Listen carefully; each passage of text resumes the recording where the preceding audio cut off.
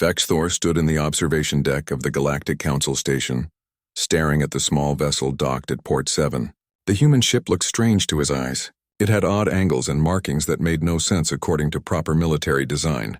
His scales rippled with uncertainty as he clutched his datapad closer to his chest. The Council had given him simple orders. Go aboard the human vessel, watch them in combat, record everything, write a report. His people, the Calarians, were masters of military observation. They had documented 300 species and their war methods. Humans would be species 301. Nothing special, nothing difficult. Vexthor had read the files about humans. They were new to the galactic community, only 5 years since first contact. Their technology was adequate but not impressive. Their weapons were simple. Their tactics were borrowed from older species. The Council wanted to know if humans could be useful in the ongoing conflicts that plagued the outer systems. That was all. He walked through the docking tube and entered the human ship. The air smelled different. There was a bitter scent he could not identify. The walls were covered in strange posters showing humans in dramatic poses with words like courage and never give up, written in bold letters. Vexthor found it primitive. A human male approached him with a wide smile. Humans showed their teeth when happy, Vexthor remembered. It looked threatening, but he knew it was meant as friendship. You must be our observer. Welcome aboard the Defiant Dawn. I'm Commander Jake Morris. The human extended his hand. Vexthor had learned this gesture. He awkwardly placed his 3-fingered hand in the human's grip. Jake shook it vigorously, making Vexthor's whole arm wobble. I am Vexthor of the Calarian Observation Corps. I am here to document your combat procedures. Vexthor spoke carefully in the common trade language. Fantastic. We're honored to have you. Let me show you around before we ship out. Jake started walking quickly down the corridor. Vexthor had to hurry to keep up. Humans moved with constant energy that seemed wasteful. They passed a room filled with metal objects for physical exercise. Vexthor paused. Why do you have this on a military vessel? Your species requires physical conditioning? Jake laughed. We need to stay in shape. Plus it helps blow off steam. Keeps everyone sane. Sane? Were humans unstable? Vexthor made a note on his datapad. Next they entered a common area where several humans sat around tables. They were drinking from cups and talking loudly. Some were laughing. One was singing. This was a military vessel preparing for combat? Vexthor's confusion grew. A female human with short, dark hair approached them. She wore an officer's uniform. Commander, we're on schedule for departure in 30 minutes. Is this our observer? Vexthor, meet Lieutenant Amy Richardson. She's our chief engineer and my second in command. Jake smiled again. Amy nodded to Vexthor. Good to meet you. Fair warning, things might get a bit wild out there. We're heading to the Helix mining colony. Pirates hit them hard yesterday. We're going in to clean up and rescue survivors. Pirates? Vexthor's scales shifted to a darker color, indicating concern. What is the fleet composition? How many support vessels accompany us? Jake and Amy looked at each other. Jake cleared his throat. It's just us right now. Other ships are tied up on the other side of the sector. We're the closest. One ship, against an unknown number of hostile forces? Vexthor felt his breathing quicken. This is against all standard military protocols. We must wait for reinforcements. We must gather intelligence first. We must establish a defensive perimeter. People are dying down there right now, Jake said quietly. His smile was gone. Every minute we wait, more people die. We don't have time for protocols. Vexthor wanted to argue, but Jake was already moving again. They entered the bridge, a small room filled with screens and control stations. Humans sat at each station, their fingers moving quickly over controls. A young male with red hair turned from the pilot station. Course is plotted, Commander. We can jump in 20 minutes. Good work, Danny, Jake said. Vexthor, that's Danny Cole, best pilot in the fleet. Don't let his age fool you. Danny grinned. I'm 23, that's not that young. By galactic standards, Danny was barely an adult. Most species did not allow anyone under 50 to pilot military vessels. Vexthor made another note. Jake showed him to a small observation station at the back of the bridge. You can watch from here. Full access to all our sensors and communications. If you need anything, just ask. The next 20 minutes passed quickly. Vexthor watched the humans prepare for departure. They did not seem nervous. They joked with each other. Someone brought food to the bridge crew. Another human brought cups of the bitter-smelling liquid. Jake drank from his cup and sighed with pleasure. "What is that beverage?" Vexthor asked. "Coffee, want some?" "It's basically humanity's fuel." Jake held out his cup. Vexthor declined. He had heard stories about human coffee. Apparently it was mildly toxic to most species, but humans consumed it constantly. A female voice came over the ship's communication system. "All hands prepare for jump. Combat stations in 5 minutes." The casual atmosphere changed immediately. Humans moved to their positions with sudden efficiency. Jake sat in the command chair, his face serious now. Amy took her station at engineering controls. Danny's hands moved over the pilot controls with practiced ease. "Jump in 3, 2, 1 mark." The ship lurched slightly. The view screen showed the stars stretching into lines, then snapping back to normal. They were in a new location. "Tactical, what do we have?" Jake asked. A large human male at the weapons station responded. "I'm picking up 6 pirate vessels. 3 are attacking the colony station. 2 are hunting down escape pods. 1 is holding position, probably their command ship. 6 enemy vessels against 1 human ship." Vexthor felt certain this would be a short observation mission. The humans would either retreat or die quickly. He prepared to document humanity's failure. "All right, people," Jake said calmly. "Let's go save some lives. Danny, take us in fast." "Weapons, target the ships hunting the pods first. Engineering, I'm going to need every bit of power you can give me." "Understood, Commander," multiple voices responded at once. The ship accelerated forward. Vexthor watched the distance to the enemy vessels decrease rapidly on his screen.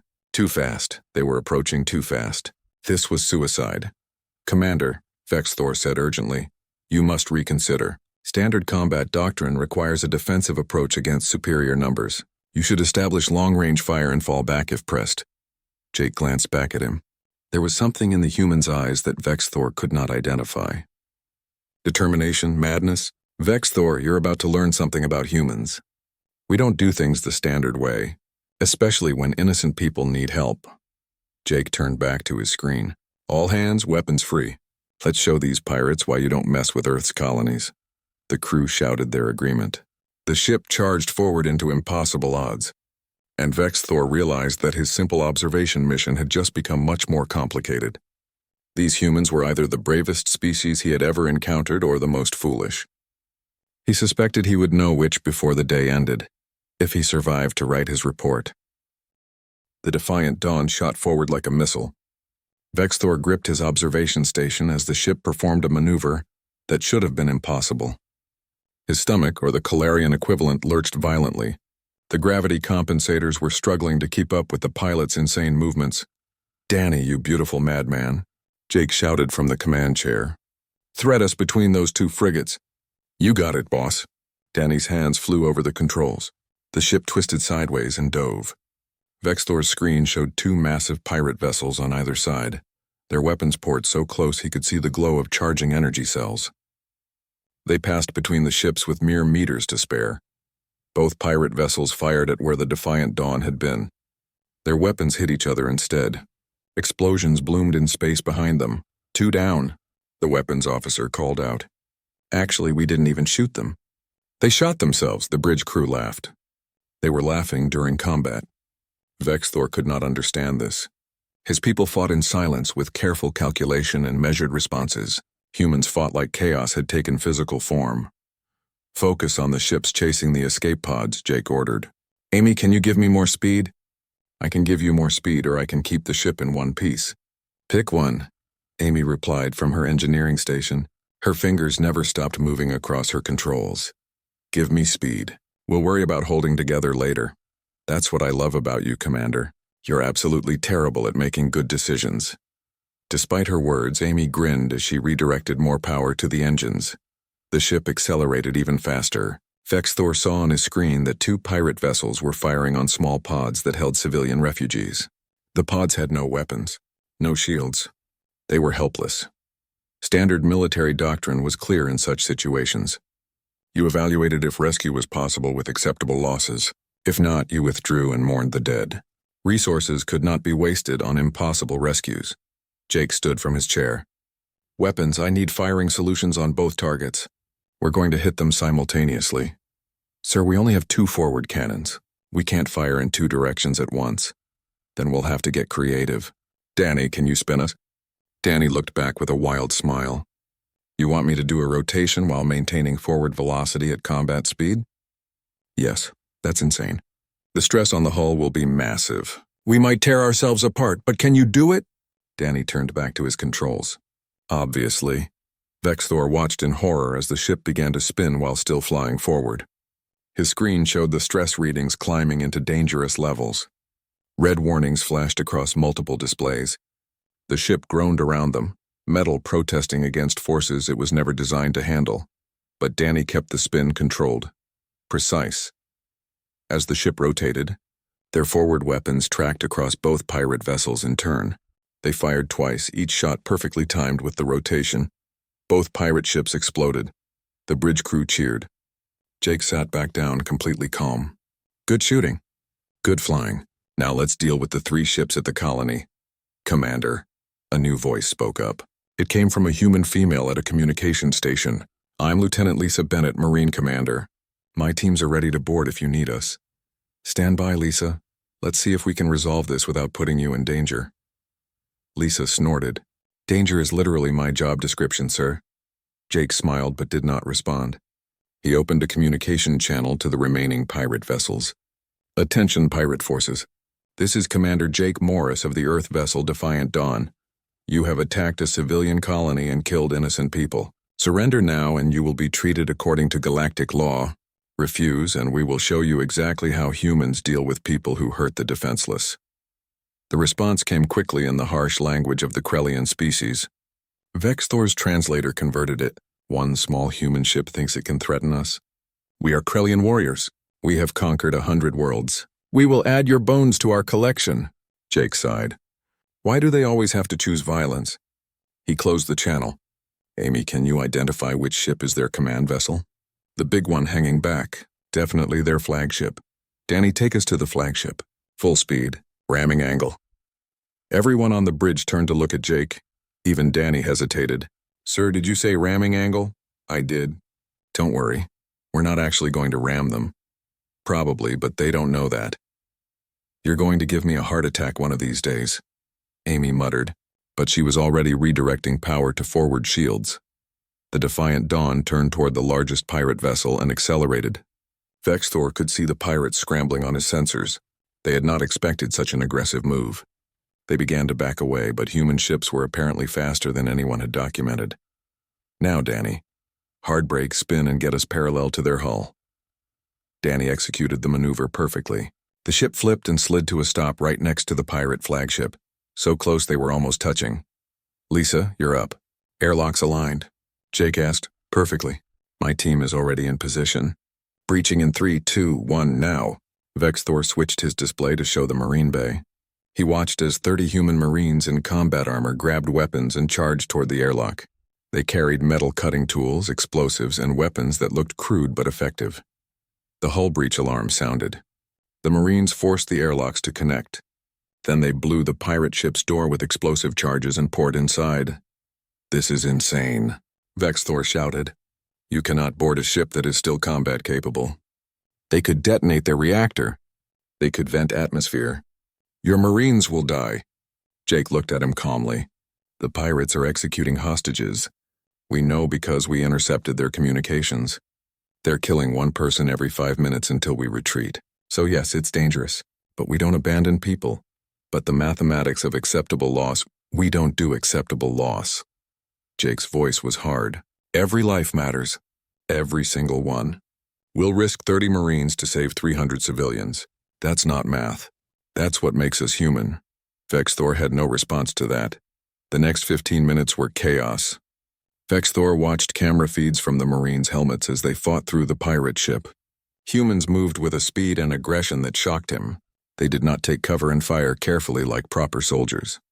They charged forward using suppressing fire and explosives to overwhelm defensive positions. Lisa Bennett led from the front, her voice calm over the communication channel as she directed her teams. Second squad, breach that door. First squad, suppressing fire. Third squad, find the hostages. Medic team, we have wounded, Section 4.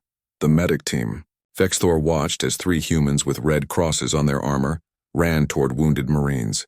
They ran through active gunfire to reach injured comrades. One medic, a male human named Kevin Wright, pulled a wounded Marine behind cover while bullets sparked off his armor. "Stay with me, Carter," Kevin yelled as he worked. His hands moved quickly, applying bandages and injecting medicines. "You're going to be fine. I've seen way worse. Remember when Henderson got shot in the butt on Mars? Everyone made fun of him for months. You don't want a funny injury story, do you?" The wounded Marine laughed weakly. "No, sir, then stay alive. That's an order from your medic." Vex Thor realized something profound. These humans treated keeping each other alive as the primary mission. Defeating the enemy was secondary. They fought to protect, not just to win. The Marines reached the hostage area. Lisa's team breached the door and eliminated the pirate guards in seconds. 200 civilians huddled in the cargo bay, terrified. Human and alien species mixed together, all refugees from the colony. "Everybody stay calm." Lisa removed her helmet so they could see her face. "We're Earth military. We're here to get you out. Follow my Marines and stay quiet. We're not done fighting yet." The evacuation began. Marines escorted civilians back through the ship to the Defiant Dawn. Other Marines held defensive positions against pirate counterattacks. 2 Marines stayed behind with explosives to block corridors and slow enemy advances. On the bridge, Jake monitored everything. "Amy, as soon as the last civilian is aboard, I want engines at full power. We're leaving fast." "Understood." Vex Thor watched as the last group of civilians crossed into the Defiant Dawn. The 2 Marines who had stayed behind armed their explosives and ran. The charges detonated behind them, sealing the corridor. "All personnel accounted for," Lisa reported. "We're clear. Danny, get us out of here." The ship pulled away from the pirate flagship. The remaining pirate vessels fired desperately, but the Defiant Dawn was already accelerating out of range. Within minutes, they had jumped away to safety. The bridge was quiet for a moment. Then Jake spoke. "Casualty report? 8 Marines wounded, none critical. All civilians alive." "We got them all, Commander," Lisa said. Jake closed his eyes briefly. Good work, everyone. Lisa, tell your Marines they're heroes." "They know, sir." Vex Thor sat at his observation station staring at his data pad. He had recorded everything. The tactics, the maneuvers, the casualties, the results. But he realized he had not truly documented what mattered. He had seen something that did not fit into military analysis. He had seen humans choose courage over calculation. He had seen them. The celebration in the mess hall was loud and chaotic. Marines who had been shooting at pirates an hour ago were now eating, laughing and slapping each other on the back. The rescued civilians filled another section of the ship, receiving medical care and hot food. Children were crying, but they were safe tears now. Vex Thor stood in the doorway watching. His people did not celebrate after combat. They filed reports, assessed damage, and prepared for the next engagement. This seemed wasteful and disorganized. "You should eat something." Amy appeared beside him holding 2 plates of food. She offered one to him. "It's vegetable stew." I checked the database. "Should be safe for your species." Vex Thor accepted the plate cautiously. "Thank you. Your crew seems very emotional. We just saved 200 lives. That's worth celebrating." Amy took a bite of her own food. "Besides, we lost nobody. That's rare enough to deserve a party. But the mission is not complete. You should be preparing for further operations." Amy looked at him curiously. "Do your people ever just enjoy being alive?" The question confused Vex Thor. "We exist to serve our purpose. Enjoyment is not relevant. That sounds lonely." Amy smiled sadly. "Come on. The commander wants to talk to you." They walked through the corridors to Jake's office, a small room barely large enough for a desk and 2 chairs. Jake was reading reports on a data screen, but he looked up when they entered. "Vex Thor, have a seat." "Amy, thanks for bringing him. You can stay if you want." Amy leaned against the wall while Vex Thor sat in the chair across from Jake's desk. "I wanted to check on you," Jake said. "This was probably different from what you expected to observe." "Very different," Vex Thor admitted. "Your tactics violate standard military doctrine at every level. You should have failed, yet you succeeded. We got lucky," Jake said simply. "If the pirates had been better organized, if their ships had been newer, if a dozen other things had gone differently, we might have lost. War isn't predictable. Then why take such risks? Why not wait for reinforcements? Why not follow proven methods?" Jake leaned back in his chair. Because people were dying. Every minute we delayed, more people died. Yes, we risked our lives, but we're soldiers. That's our job. Those civilians didn't sign up for danger. They deserved someone willing to fight for them.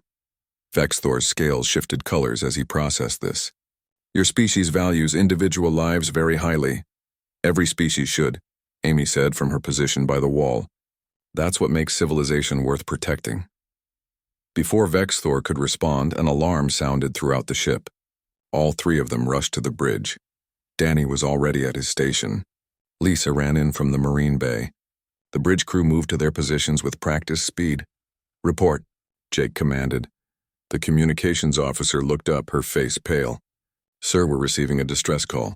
It's the medical transport ship Mercy Light. They're carrying refugees from the colony to the nearest hospital station. They're under attack. From who? The same Krellian pirate group. It's a revenge attack, sir. They're targeting civilians specifically to hurt us. Jake's face went hard. Location? 2 hours away at maximum speed. Danny, plot a course. Amy, I need every bit of speed you can give me. Amy's voice was hesitant. Commander, we used a lot of power in the last fight. Our weapons are at 40% charge. We have hull damage in 3 sections. We're running on emergency power in the port side. We need to dock at a station for repairs. Jake looked at her. How long until the pirates destroy that medical ship? Amy checked her screen. Based on their attack pattern, 90 minutes. Maybe less. Then we don't have time for repairs. We go now. Sir, Lisa spoke up. My Marines are exhausted. We've been fighting for 6 hours straight. Half of them are wounded. We need rest before another engagement. Jake turned to look at all of them. I know what I'm asking. But that's a medical ship full of children and sick people. If we don't help them, no one else is close enough. So I'm going to ask you all to do the impossible one more time. But I'm asking, not ordering. Anyone who wants to sit this one out, speak now. No judgment. The bridge was silent for a long moment. Then Danny spoke. Course is already plotted, Commander. Just say when. Weapons systems are charging, the weapons officer said. We'll have at least some firepower ready. Marines are gearing up, Lisa added. Nobody's sitting this one out, sir. Amy sighed heavily. I hate all of you. The engines will probably explode. We'll definitely need a new ship after this. But fine, I'll keep us flying.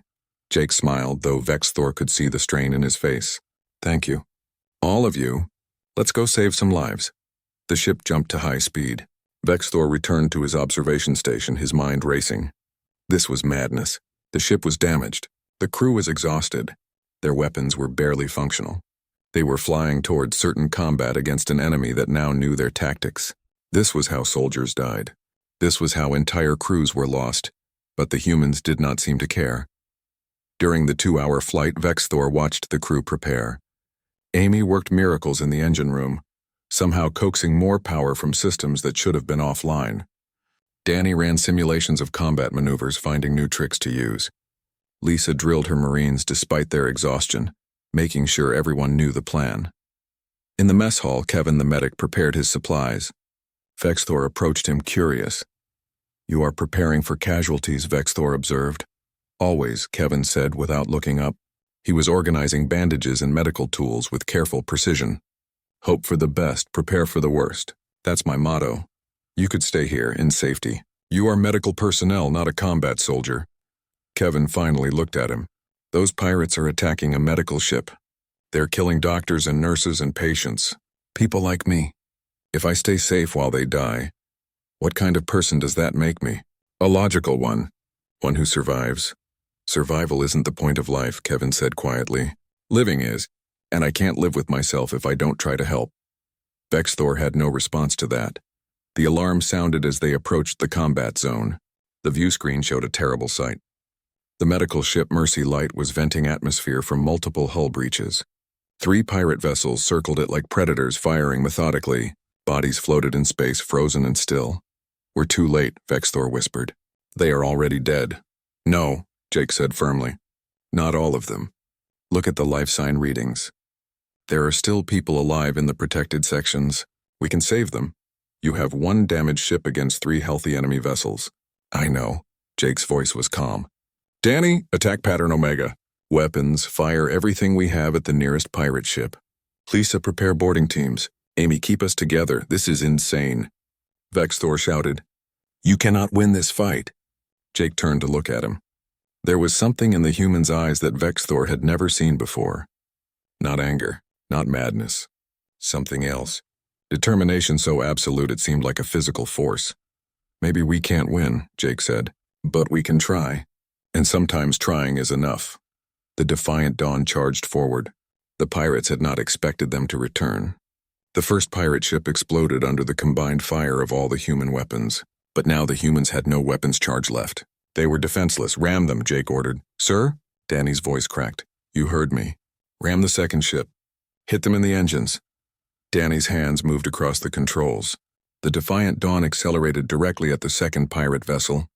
The pirates fired desperately, scoring hits across the human ship's hull. Alarms screamed. Sections lost power, but Danny kept them on course. They hit the pirate ship like a hammer. The impact threw everyone forward against their restraints. Vexthor's vision went dark for a moment. When it cleared, he saw that both ships were locked together, their hulls tangled. Marines, go, Lisa shouted. The Marines charged through the breach in the hull, entering the pirate ship directly. They fought in the corridors with rifles and knives in bare hands when weapons ran out. Vexthor watched the helmet cameras in horror and awe. Lisa fought a Krellian warrior twice her size.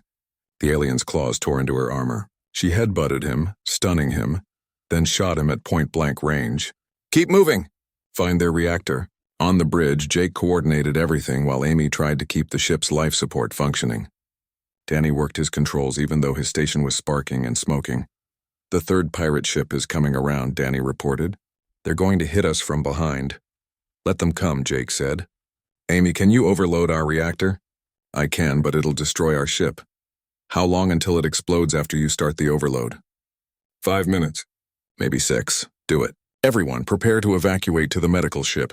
Vexthor understood the plan now. Jake was going to destroy his own ship to take out the third pirate vessel. They would sacrifice the defiant dawn to save the civilians. You are going to die, Vexthor shouted. Maybe, Jake said. But those kids on the medical ship will live. That's worth it. Amy started the reactor overload. Alarms screamed louder. The Marines fought their way to the pirate reactor and set explosives. Lisa ordered everyone back to the defiant dawn. 3 minutes until our reactor explodes, Amy called out. Everyone to the evacuation pods. Move, Jake commanded. The crew ran. Marines helped wounded comrades. Engineers grabbed. The rescue ships arrived 6 hours later. A Galactic Council frigate and 2 human transport vessels came to collect the survivors. Vexthor sat in the medical bay of the Council frigate, receiving treatment for minor injuries. Around him, human crew members were being patched up by doctors from a dozen different species. Jake Morris sat on a bed nearby, his arm in a sling. Amy had a bandage wrapped around her head. Danny limped past on crutches. Lisa was covered in bruises and cuts, but she was helping the medical staff anyway, carrying supplies and comforting wounded Marines. The Council frigate's captain, a Vorian named Thalax, approached Jake with a datapad. Commander Morris, I have been ordered to escort you and your crew to the nearest Earth military base. Your ship is destroyed, your crew is injured, and you have caused a significant diplomatic incident. Diplomatic incident? Jake looked confused. We rescued civilians and stopped pirates. You destroyed 4 vessels belonging to the Krellian Empire. The Krellians are claiming those ships were legitimate salvage operations, not pirate raiders. Jake's expression hardened. They were executing hostages. We have recordings. The Krellians deny this. They say you attacked without provocation. This could cause problems between Earth and the Krellian Empire. Let them come, Jake said quietly. They killed innocent people. If they want to start something with Earth over it, we're ready. Thalax's scales rippled with uncertainty. You would risk war to defend your actions? We would risk anything to protect innocent lives. That's not going to change just because it's inconvenient. The Vorian captain stared at Jake for a long moment, then walked away without another word. Vexthor noticed that Thalax looked disturbed. Good. He should be disturbed. Humans were disturbing. Vexthor approached Jake's bed. May I speak with you? Of course. Have a seat. Jake gestured to a nearby chair. Vexthor sat carefully. His body ached in ways he had not experienced before. Combat observation was supposed to be safe. He was supposed to watch from a distance, not be thrown around in explosions and emergency evacuations. I've been thinking about what I witnessed, Vexthor began. Your tactics make no sense by any military standard, I know. You take enormous risks for minimal gains. You sacrifice valuable resources to save individuals. You ignore survival instincts. Yet you succeeded where logic says you should have failed. Sometimes logic isn't enough, Jake said. You have to factor in the human element. That is what confuses me. The human element seems to be chaos and emotion.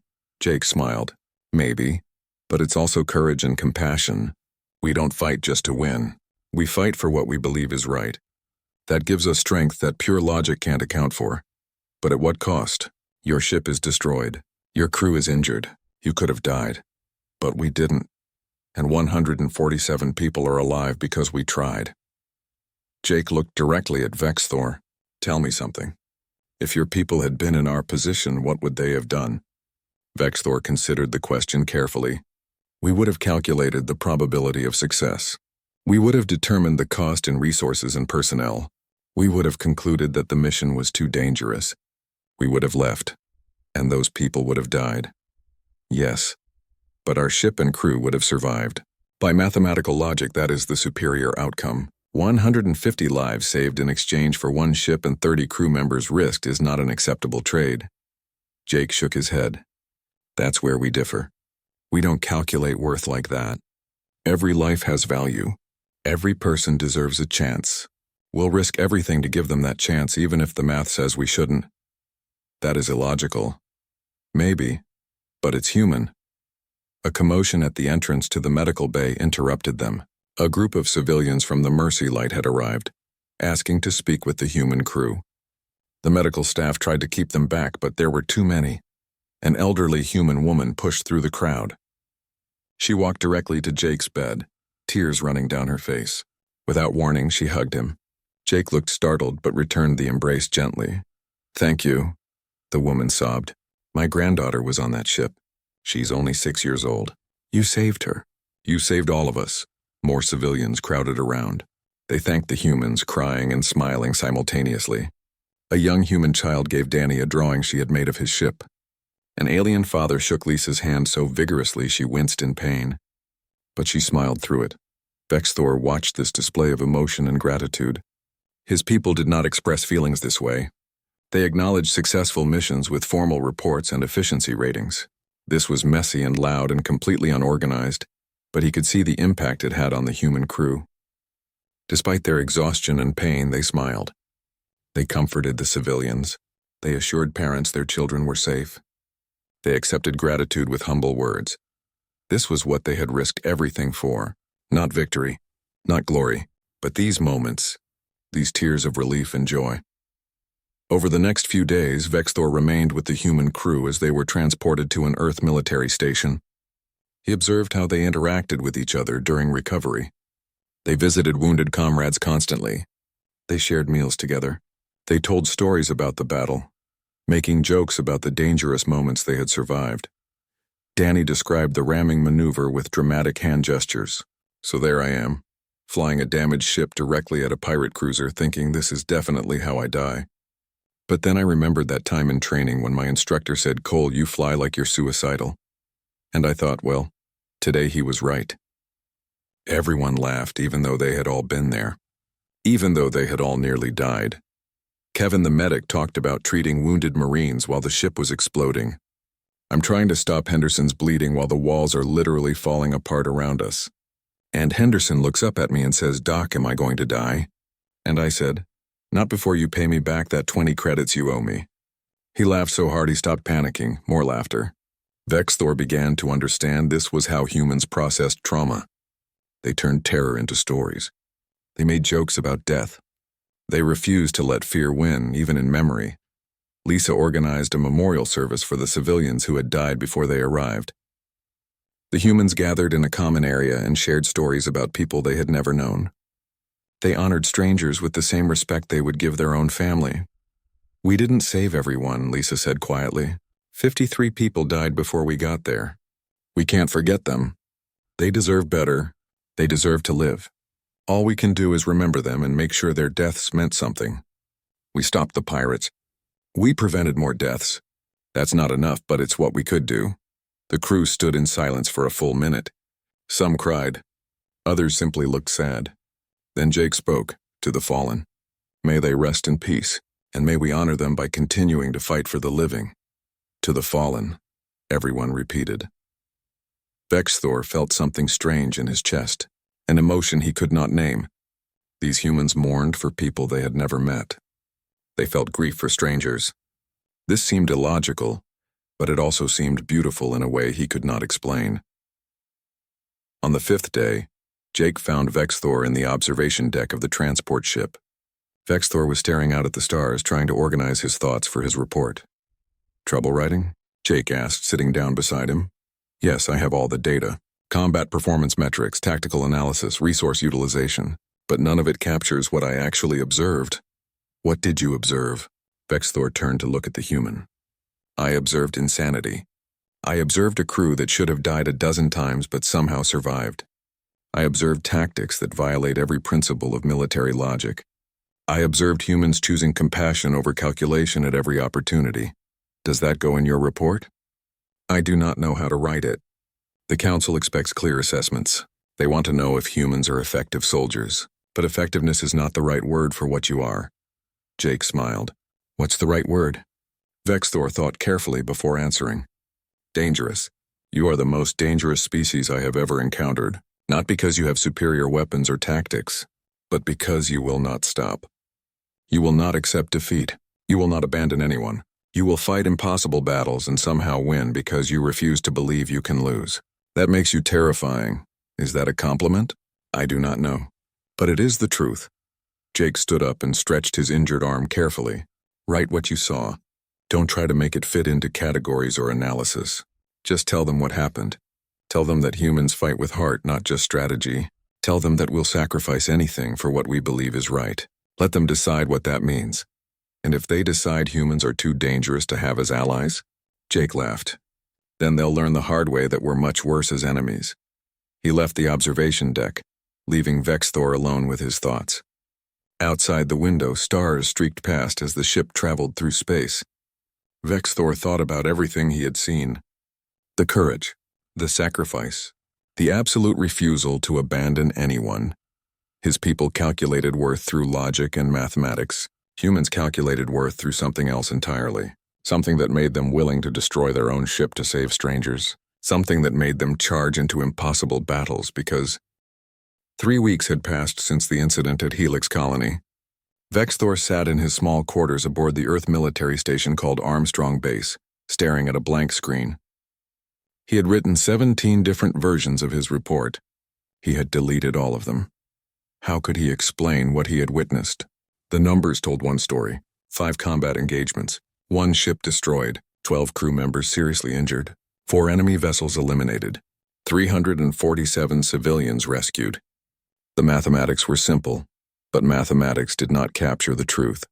A knock on his door interrupted his thoughts. Come in, he called. Jake Morris entered, looking healthier than he had in weeks. His arm was out of the sling. The bruises had faded. Thought I'd check on you before we ship out. How's the report coming? Poorly. I cannot find the correct words. Jake sat down in the spare chair. Want some help? You cannot write my report for me. No, but I can answer questions. That's what I'm here for, right? You're supposed to be observing us. Vexthor looked at the human carefully. Why did you do it, all of it? You could have waited for reinforcements at the colony. You could have let the medical ship go. You could have made the logical choices that would have kept you and your crew safe. Why did you choose to risk everything? Jake was quiet for a long moment. When he spoke, his voice was soft. My mother was a teacher. She used to tell me a story when I was little, about a man who saw a child drowning in a river. The man couldn't swim very well. The river was dangerous. Logic said he should get help. But by the time help arrived, the child would be dead.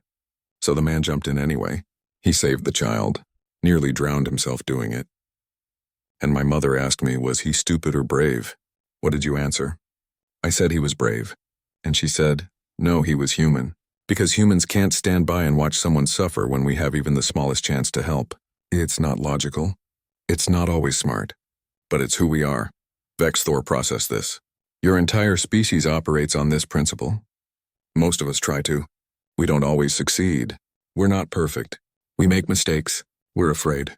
But when it matters, when lives are on the line, Most humans will try to help, even if it costs us everything. That is terrifying, Jake smiled. So I've heard. Another knock on the door. Amy and Danny entered, followed by Lisa and Kevin. The entire command crew of the Defiant Dawn now assigned to a new ship. Sorry to interrupt, Amy said, but we heard you were struggling with your report. Thought we might be able to help. We wanted to make sure you got our best sides, Danny added with a grin. Lisa rolled her eyes. Ignore him. We just wanted to say goodbye properly. We're shipping out tomorrow on our new assignment. Already? Vexthor was surprised.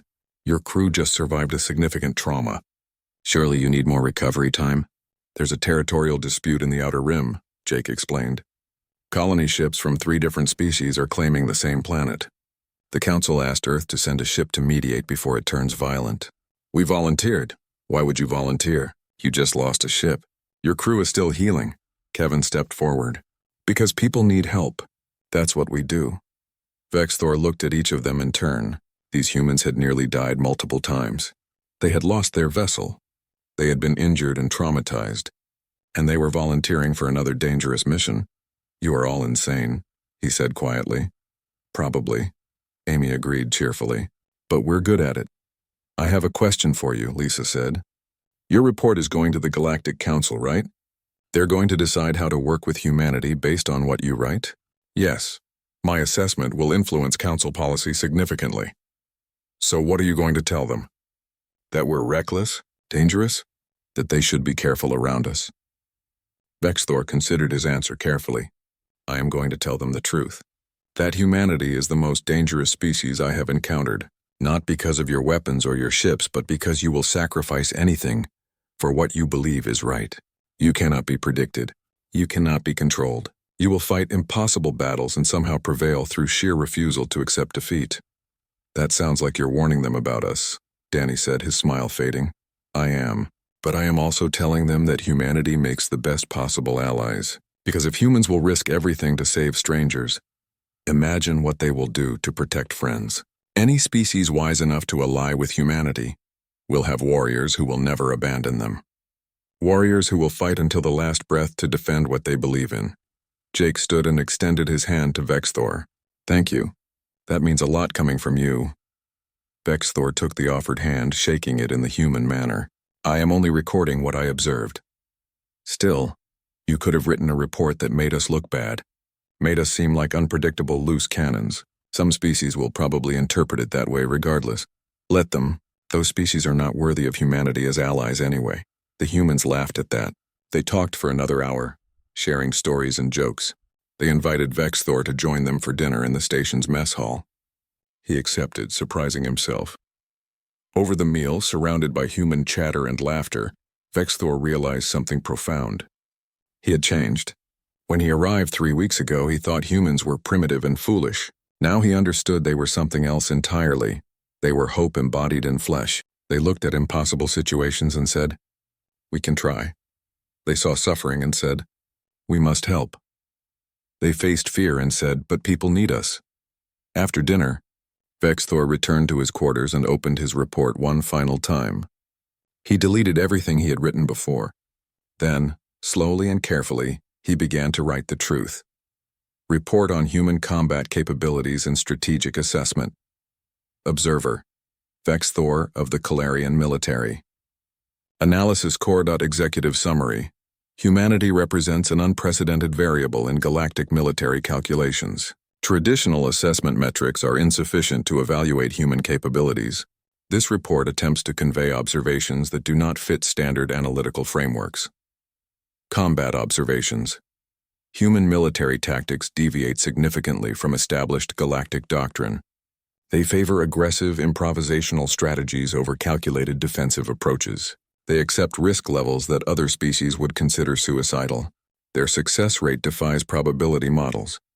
However, these observations miss the fundamental truth about human combat effectiveness. Humans do not fight to win. They fight to protect. This distinction is critical. Every human combat decision observed during this assignment prioritized preservation of life over tactical advantage, resource conservation, or even survival of the combat unit itself. Strategic assessment. The Galactic Council must understand that humans cannot be evaluated using traditional military metrics. They operate on principles that appear illogical but prove devastatingly effective. Specifically, first, humans will not accept acceptable losses. The concept is meaningless to them. They will risk entire vessels and crews to save small numbers of civilians. This makes their strategic planning unpredictable, but also makes them incredibly dangerous to any force that threatens innocence.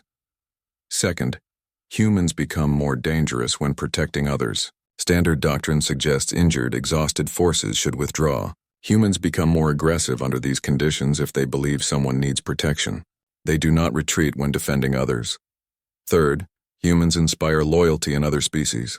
During this observation period, multiple alien civilians specifically requested human protection, despite the availability of other species' forces. Humans have earned a reputation for self-sacrifice that attracts those seeking reliable defenders. Threat assessment. Humans represent a significant threat to any hostile force. Not because of superior technology or numbers, but because they will not stop. They will find ways to continue fighting with depleted resources, damaged vessels, and exhausted crews. They improvise, adapt, and refuse to acknowledge defeat. Most importantly, they fight with an emotional commitment that overrides survival instincts. Any species that considers humanity an enemy must understand. You are not fighting logical soldiers who will retreat when casualties reach critical levels. You are fighting a species that will sacrifice everything for their beliefs. They cannot be broken through attrition. They cannot be intimidated through displays of force. They will find ways to resist until they win or die. Alliance recommendation. Humanity represents the ideal ally. Their commitment to protecting others extends beyond their own species. They will defend allied civilians with the same ferocity they show protecting human populations. They have demonstrated willingness to sacrifice valuable resources and risk personnel to save strangers. The Galactic Council should prioritize establishing strong alliance with humanity. Any species that earns human friendship gains warriors who will never abandon them. In conflicts, human allies are worth vastly more than their numbers or technology suggest, because they will fight impossible battles to protect friends. Warning: do not mistake human compassion for weakness. Do not assume their emotional decision-making makes them ineffective. Do not believe their kindness means they cannot be dangerous. Humanity shows mercy to the innocent and compassion to the suffering. But to those who harm the defenseless, humans show something else entirely.